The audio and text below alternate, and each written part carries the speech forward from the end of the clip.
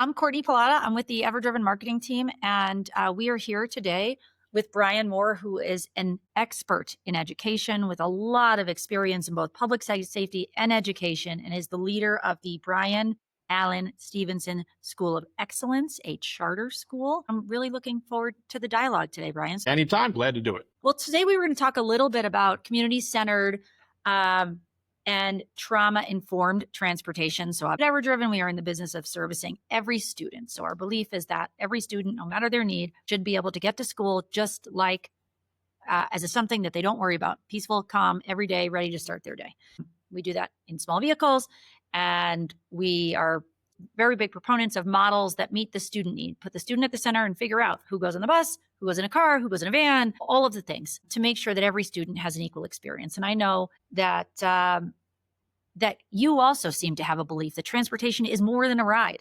It's about access. So maybe my first question, we can both answer it, is what's one myth about school safety or student transportation that you wished people stopped believing? I think, of course, you sort of alluded to it. I came into the education space from public safety and school safety. And I think one myth that people have about school safety is that it's entirely about school safety, right? People sort of look at school safety and they say it's within this bubble, and that ties into transportation. Because, the bus isn't in that bubble. Your house isn't in that bubble. But for those of us who are in school safety, we have issues that start on that bus that come into the bubble. We have issues that start at your home that come into that bubble. And I think people need to understand that safety involves that bus. It involves your house. And the myth that we'll let the school take care of it, but they don't let us know that it happened on the bus. They don't let us know that it happened at home. It's a huge issue for us, and it's a huge myth that they're not all connected. A school is not a bubble. Your whole community is part of the school. They want to call us when there's a problem with the school, but they don't want to let us know that there was a problem at home that could impact school. If something happens on the bus and the kid comes home and they maybe tell you that it happened at home, they'll tell mom something happened on the bus, but then you don't let us know that something happened on the bus, and they don't let the driver know. It doesn't connect. Everything that happens, whether it's on the ride home, whether it's on the ride to school, whether it's at home, and it has a nexus to school, you need to let us know. The myth is that school safety is just about what happens at school, and it's not. That bubble is a very expansive bubble, and we all are partners in that. Yeah, it's something we see a lot at EverDriven because we talk a lot about this 360-degree student experience. But one of the examples we have is that for some of the students that we serve, one of the primary reasons they can't get to school is because their place of residence is changing on a pretty frequent basis. And the bus can't pick them up because they aren't at the same stop. And what happens? Some of those kiddos don't show up at school for weeks. And here's the thing, that's a student experience. That's is that happening at home? It's happening at home. But the output is that kiddo has no access to their education, which is the thing they are counting on. And then the organization that usually solves for that, it can sometimes be a caregiver, but a lot of times it's the school. We have one of our customers in Kansas City had described that they saw a significant uptick in people taking advantage of transportation from EverDriven because they started walking the schools of their local high school, and they would start to see the students who would be consistently truant. And then they would say, "Hey, I haven't seen you. Can I help you?" And all of a sudden, that problem can be solved. But to your exact point, if you think about the myth, you're going, people assume that's a student challenge, but you can't know that that's a challenge. Right. Yeah, but you can also be the solutions. It's helpful. You talked a little bit about public safety, but can you tell us a little bit about what has inspired you in your journey to move from public safety into education? Yeah, it was an interesting trip. I had been, as a parent, very involved in public safety, and my school district had, back in that time, there was a lack of public safety resources in school systems. Resource officers were just sort of coming into play. Emergency management experience in schools was lacking, and my school district at the time in Red Clay, where I resided, had issues that needed somebody who had a safety background. And the superintendent knew me, and the superintendent had sort of reached out, and I was looking to transition out of the public safety world. And he said, we kind of need somebody with your experience and your expertise. And I just, the right place at the right time. And I said, this would be a great thing to do, to take my civilian world experience and transfer that. And I did it, and I never looked back. it was a great chance. We started at that point. We developed the first dual state police and constable public safety agency in the state of Delaware. So we had sworn constables. I was the first Delaware sworn constable, sworn school constable, which is employed by a school district as a law enforcement officer and state trooper based. So we had school resource officers who were troopers. We had school resource people who were constables. And we were able to create trauma-informed public safety services where our arrests went down, but the services that we provided to students that were trauma-informed all went up. So our engagement with our students increased. The level of protection that we provided students increased. The level of engagement where kids got to relate to law enforcement professionals on a positive way, and the engagement that we had went up. And the ability to provide safer schools increased, as well as our ability to respond to day-to-day emergencies. Things like the need for a first responder to be in the building. Well, you had a presence in our 32 schools. We had officers that were assigned to, at one point, we had one of us in every middle school, every secondary school.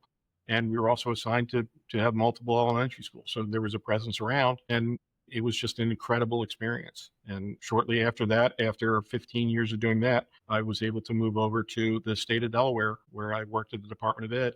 And again, was able to work with a lot of public safety agencies. And our DEMA, our Delaware Emergency Management Agency, continues to be a huge partner with our schools in the state. And safety is a huge focus in our state. So it's been great to partner with a lot of agencies. And I'm glad to say that Delaware was sort of at the forefront in a lot of those things, and just taking school safety and public safety and combining them with a lot of professionals. Yeah, it's a really, the way you describe it, it feels like a very natural transition, in what is today's norm. Mm-hmm. But you could see how that maybe what felt like two distinct things, student safety and public safety. People aren't thinking about them as something that is so complementary, and the reality is it's incredibly important. You're bringing hundreds, if not thousands, of students to a place that need to be kind of protected, and there are really people with a ton of expertise that can make that happen. And now you've been able to kind of bridge that gap, both in your first role and in Delaware, and now you're leading a school. So it's like, talk about a full circle of transformation. We spend a lot of time in EverDriven talking about safety, because at the end of the day, safety is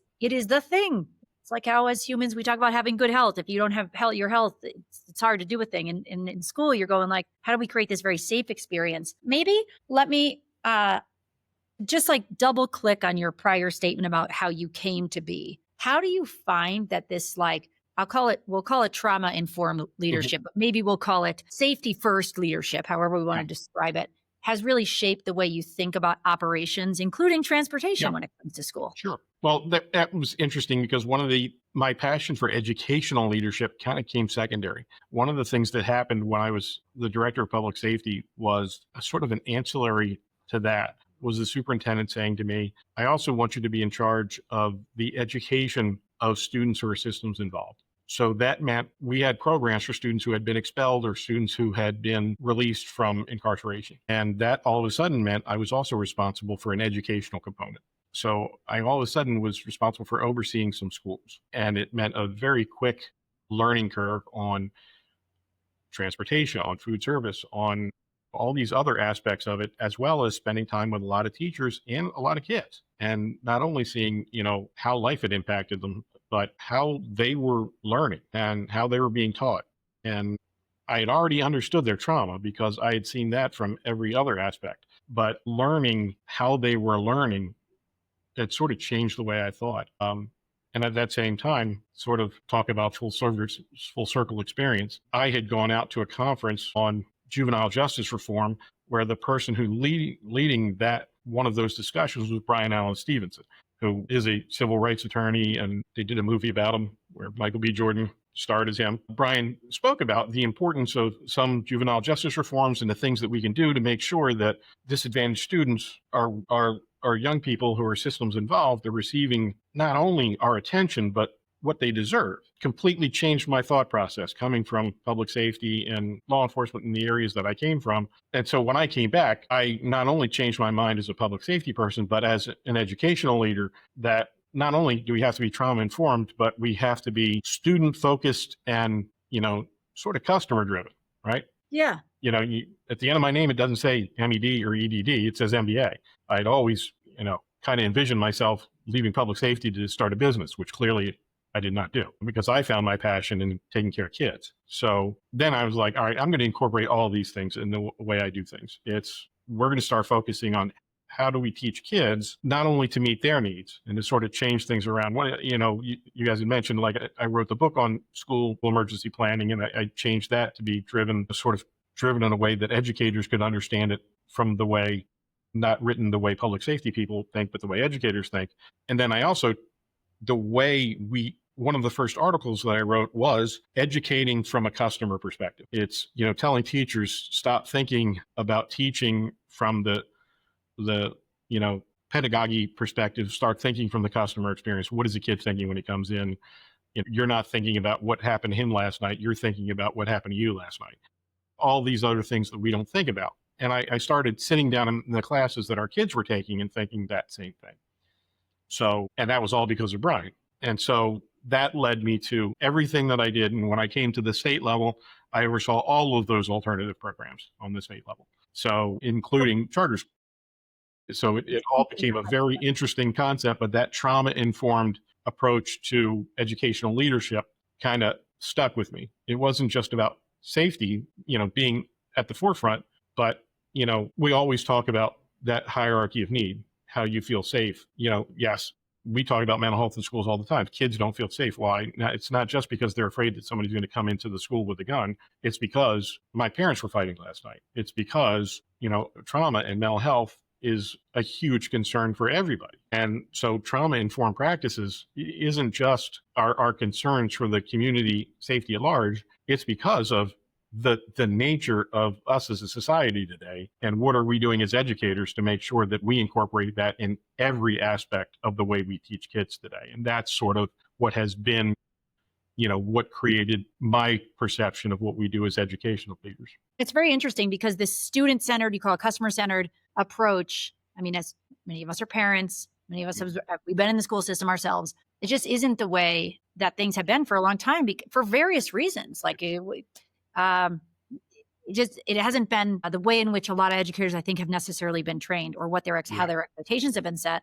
But the reality is you probably drive much better outcomes. I mean, probably you do. But how do you, now that you're meeting somebody else's need, you all of a sudden see a light bulb go off with a student and they're like, you know what, I want to be here and this matters. And then their outcome totally changes versus like, sit in the seat. I don't care why you're not doing this. Don't do it or do it.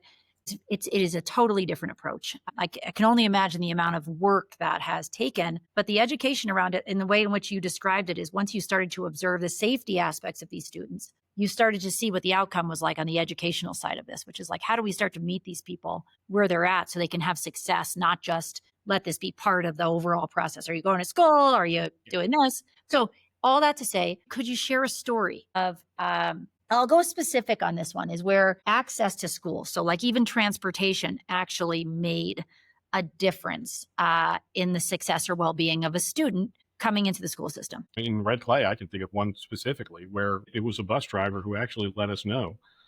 I had our transportation department in Red Clay, and I think you guys have actually worked with Red Clay, was second to none.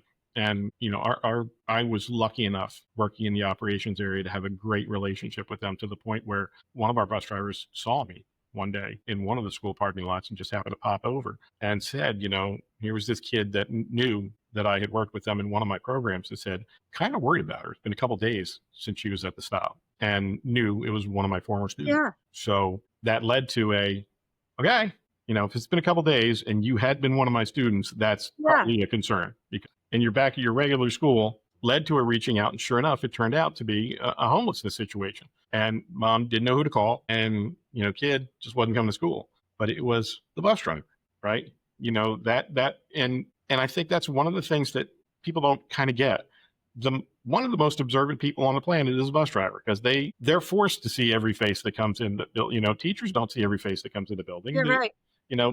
But a bus driver, there's only one way to get on and off the bus. And that's that driver. It's also like one job. You're going like, your job is to bring students to and from school on this bus. If you don't see some of your people in your routine, you're going like, what's going on here? Yeah. And then when a kid is off for a couple weeks or, a month because they're in some other program and the kid comes back, they know that and they know why they were going. So, bus bus drivers pay attention to those things. And having just taken that 2 minutes to mention, in a couple of days, know they were back from an alternative program, and to mention it led to us being able to say, okay, and it turns out, sure, family needed help, didn't know where the resources were. Well, our schools, and we were particularly proud of that, had a lot of social, a lot of connections with different networks that provided assistance, and we were able to help that kid. Nobody would have known that the kid needed help. Had a bus driver not thought, kid needs help, reached out to people that needed to make sure that all of those connections were, and that's one of the things about having a system that reminds everybody that all parts of the system work together for the sake of the kid.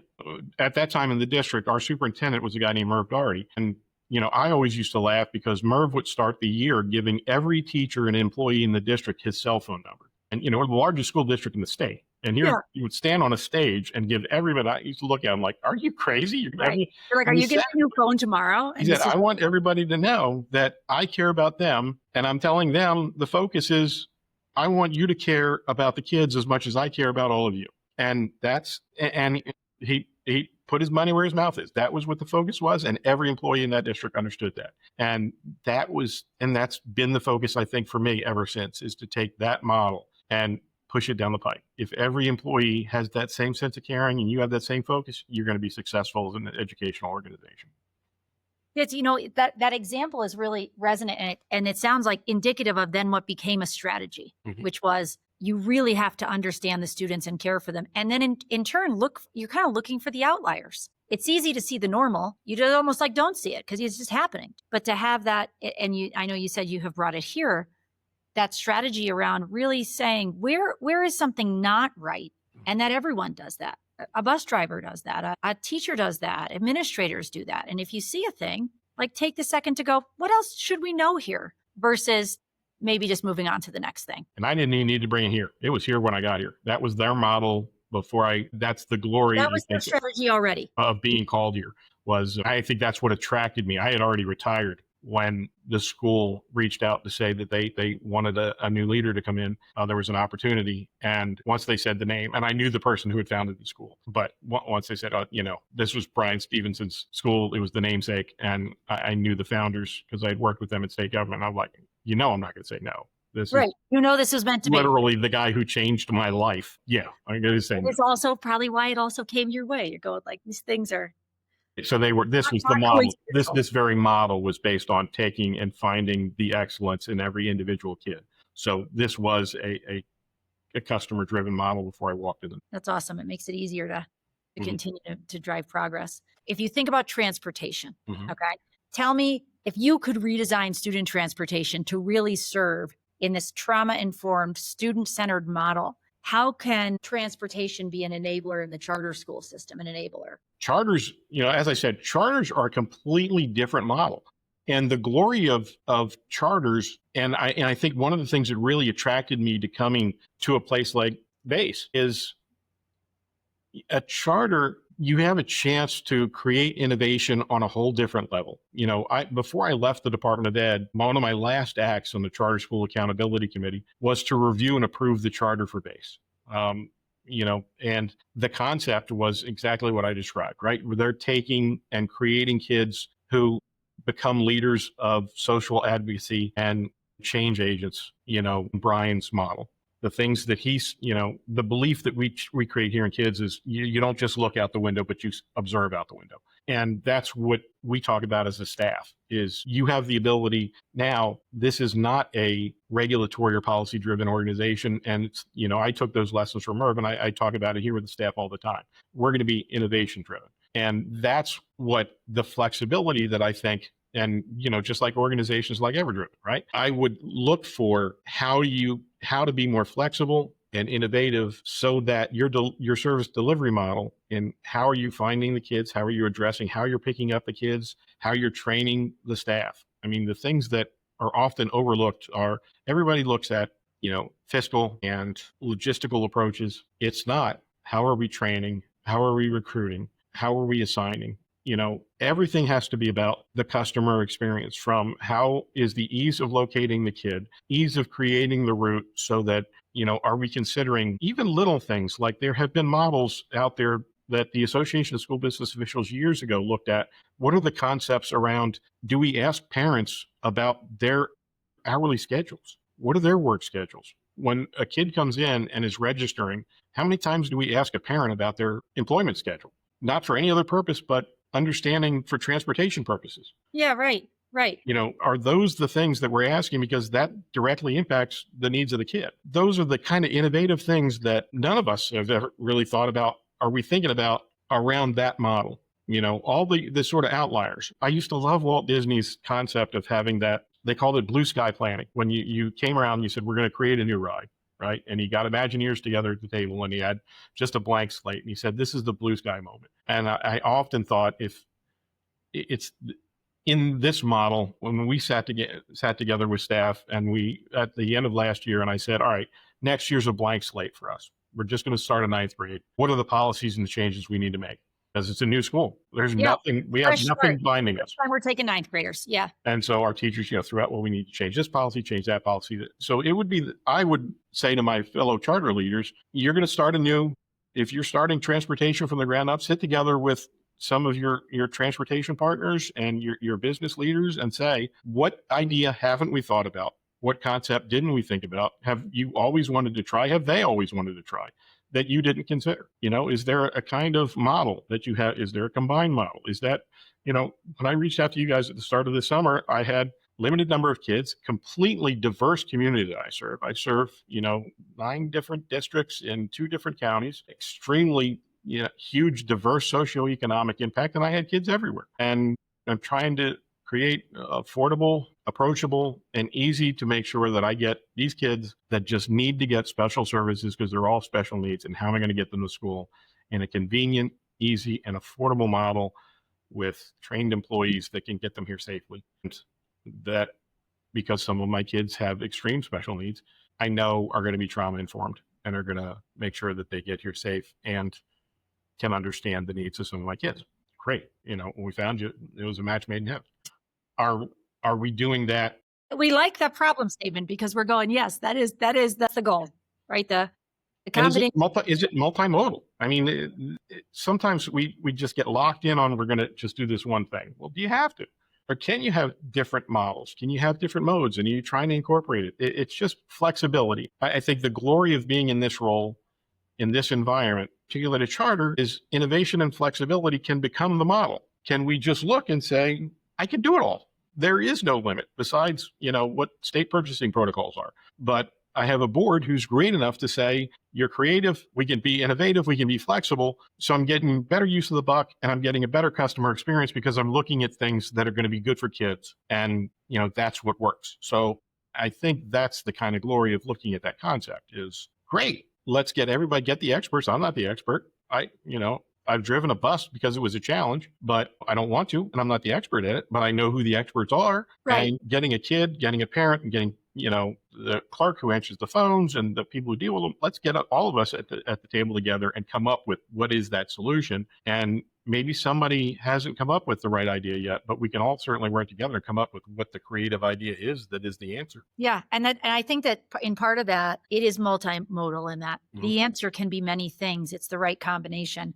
But you said a thing in kind of 2 ways, which is a learning we've had at EverDriven, in that there's a lot of times when you think about something like transportation as operational and it's efficiency driven. And it's kind of like we think about a bus. How many kids can we put on a bus to efficiently get them to school on time? And then you realize for a lot, like plus 20% of the population, 100% of your population, that is important and everyone's beholden to a budget. But what is at least as important, and in some places twice as important, is the experience of the student. And you're going like, you have to, this is the thing I've learned about school leaders and transportation leaders in my time here at EverDriven, which is that human element is absolutely as important as the operational piece. And it is trying to bridge that gap, which is it can't be not efficient because then it's not cost effective, but it needs to be both efficient and highly tailored to the needs of the student or you can't meet the outcome. And it's like absolutely been a lesson learned for us. And it's in fact like if we ever talk to somebody sitting in your seat, just as you're describing, do they talk about on-time rides? Yes, they do, because that's a byproduct of a good experience.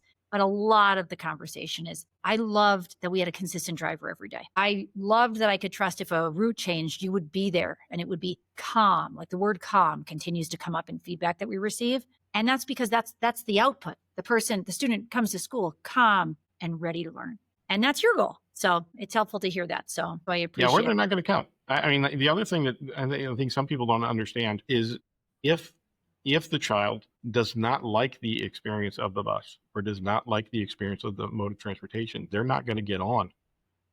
And it doesn't, no matter how much I push and I say, well, it's a great cost-effective device. If the child refuses to participate in the cost-effective device, they're not going to come into my building. And I'm not going to be able to teach them. And there are a lot of parents who don't have alternative routes of transportation and they will give up. And that becomes a truancy case, which costs me money, or the kid just disappears. And yeah. that is a loss for both of us. So there are a ton of considerations that revolve around that. And part of being trauma informed is understanding that there are those outliers that you still have to kind of consider. Yeah. Oh, and that it happens kind of like all the time. There are situations like this. If you think about policymakers, so if we go back to the side of the educational system that is driven by policy, what do you think policymakers may miss when it comes to thinking about this student-centered approach to both education and transportation? Yeah. I think it's the importance of training and acknowledging the importance of transportation in your all around educational system. The trans folks that work for us, I used to love when every time I got to talk to them, I reminded them that they were the most important employee in a kid's day, by far, the most important. That was the first face that represented your school and the last face that represented your school. So no matter what horrific event that a kid encountered the night before, and reminding people that in some cases, there's an 8-year-old that was the adult in the room that morning. So maybe it was the kid who got up and had to get their younger siblings up and get them ready to go to school because a parent wasn't available or whatever the situation was at home, had a rough night, had whatever. We don't know, we have to remember, we don't know what they're encountering, had whatever adverse childhood experiences they were encountering, had whatever their community impact was that they had to get through to get to that transportation spot. Then whatever device they're going to get on, car, truck, bus, minibus, whatever, door opens, the face that they see that represents your organization, your charter school, your district, your whatever, that represents you is the first contact with your learning organization. So whether that face is smiling, whether that face is happy, as long as that face is informed enough, and why people talk about the Walmart greeter all the time, that's the face of the organization. True. The face of your organization should be the first face that they see that represents your school is the one that starts the kid's learning process and should be the one that's like, good morning, hope you're going to have a great learning day. Yes, like starts it on the right foot. Starts it on the right foot. And then at the end of the day, the last caring face that we can guarantee a kid is going to see before, again, we don't know what they're going home to. So the last person that we know we can guarantee is going to care about that kid in the way that we want to guarantee they're cared about from our organization is a transportation person. So they're saying goodbye on behalf of all the employees of your organization. Yes, like right there, it is there. They are the representation of that. Yep. Wherever the school is. So I talk to our folks and say they're going home with, the hope and prayer that you're having a safe and great night so that they can come back to you to learn tomorrow in a great way. So your goodbye is on behalf of whether it's 10, 15, 20, or 18,000 people to that kid. So it should be a smile that keeps for everybody. So they're a really important part of your organization, and they need to be trained that way. And to recognize a difference in a kid. That recognition and training them to be trauma informed is huge. You're not just saying hi to a kid, but you have literally 5 or 10 seconds to look at a kid when they come on the bus, and it shouldn't be just to acknowledge whether they're there. It's an opportunity to be able to recognize a bruise, a mark, a change, something that isn't there that you can then inform school staff of so that they have a heads up that something happened to a kid last night. And you could, again, you're the only person who sees the kid individually and could lead to helping a kid and saving that kid's life, possibly, if we have trained you to do your job differently. Yeah. So there's a We train huge to think opportunity beyond. and responsibility in training that employee well. Yeah, it's a very powerful statement and perspective, and just reminds you of how important every person's job is in that Yeah, absolutely. process. It's incredibly important. And once taught, though, your eyes are wide open. Absolutely. Oftentimes, you Transportation employees when they're empowered in their roles, are absolutely fantastic key educators in everything that they do. The ones that we have working here with us at base are incredible employees. I mean, they just do a great job with our kids. it's we have a lot of folks that we are now our primary kind of like customer, who were originally drivers of buses, who then Mhm. developed a passion to run a transportation system and kind of expand their purview. What is your one hope? Let's think ahead for the future of school safety and access. I know this is near and dear to your heart. So if you're thinking about what do you hope this system looks like in 2030? I think you said it, access. I think the ability for all of us to be able to communicate quickly and efficiently. I think my biggest fear is for that kid to need help, but not have anybody to reach out. Not know how to get it, and it's urgent. Yeah. Yeah. I mean, we've got a million cell phones, but does everybody who needs that communicating ability have it? Do they know who to call? Because I talked to a kid in the hallway today who, clearly needed something from us, but didn't know how to ask. But didn't know how to ask. And like, if you hadn't encountered that student that day, then what do you do? Yeah. So And that there's a these student who happened to be here just a couple days this summer for a couple things. And in meeting with our board, I said to them, that completely changes my perspective on next summer's plan. It changes my whole thought process on how we're checking in with our kids when they come back on September 2nd. My hope is, I would love for there to be a way that we can make sure that every kid who needs to feel safe has a way. has a way to have access to that communication. It's amazing how many things in life come down to communication. Mhm. Just effective communication, knowing the channel, knowing how. Brian, I really appreciate your perspective. I have learned a ton today. It's very obvious that you're incredibly passionate about your work, and is likely how you are driving change in your district and other districts. And I hope others can learn from you also.